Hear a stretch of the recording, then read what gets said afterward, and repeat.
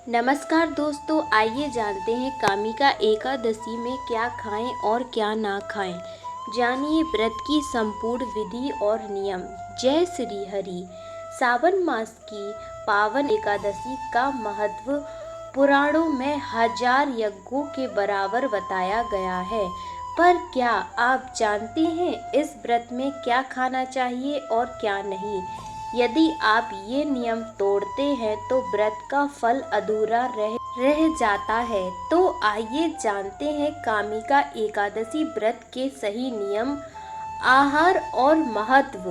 कामिका एकादशी श्रावण मास में आने वाली एक दिव्य तिथि है। स्कंद पुराण के अनुसार इस व्रत को करने से पाप नष्ट होते हैं और पुण्य प्राप्त होता है। भगवान विष्णु की कृपा से इस दिन व्रती को मोक्ष का मार्ग मिलता है। विशेषकर तुलसी और सालग्राम की पूजा इस दिन बहुत शुभ मानी जाती है। अब बात करते हैं कि कामिका एकादशी व्रत में क्या खाएं। तो फलहार में आप ले फल जैसे कि केला, सेब, नारियल, मखाना, साबूदाना, सिंघाड़े का आटा, मूंगफली, ड्राई फ्रूट। अब बात करते हैं कि कामिका एकादशी व्रत के विशेष प्रसाद जो श्री हरि को बहुत पसंद है। सबसे पहले तुलसी के पत्ते डालकर बना हुआ दूध या खीर, दूध ताज़ा ही लें।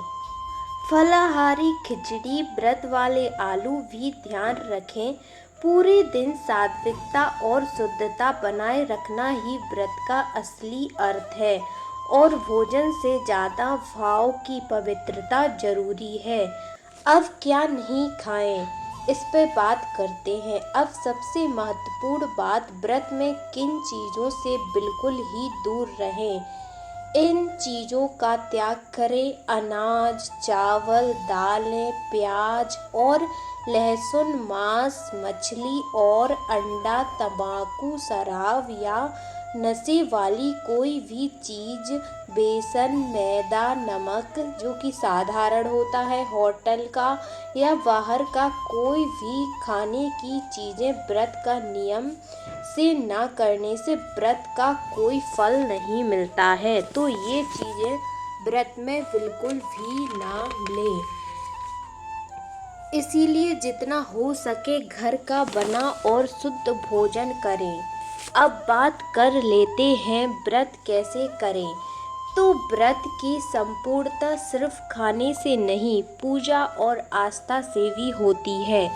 तो चलिए थोड़ा पूजन विधि भी समझ लें, जिससे सुबह जल्दी नहा के व्रत का संकल्प लें।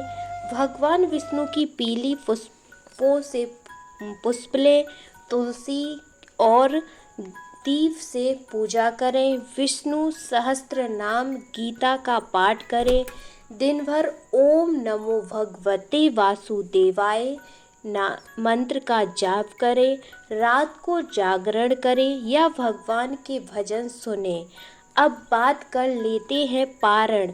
तो अगले दिन जो द्वादशी को ब्राह्मणों को भोजन कराकर स्वयं फलाहार करें। अगर ब्राह्मणों को भोजन नहीं करा सकते तो ज़रूरतमंदों को दान करें। तो इस कामिका एकादशी को सिर्फ व्रत नहीं, एक परंपरा, एक साधना बनाएं। तन, मन और आहार से पवित्र होकर प्रभु श्री हरि की कृपा को प्राप्त करें। अगर आपको ये जानकारी उपयोग लगी हो तो वीडियो को लाइक करें, शेयर करें और चैनल सब्सक्राइब जरूर करें। जय श्री हरि।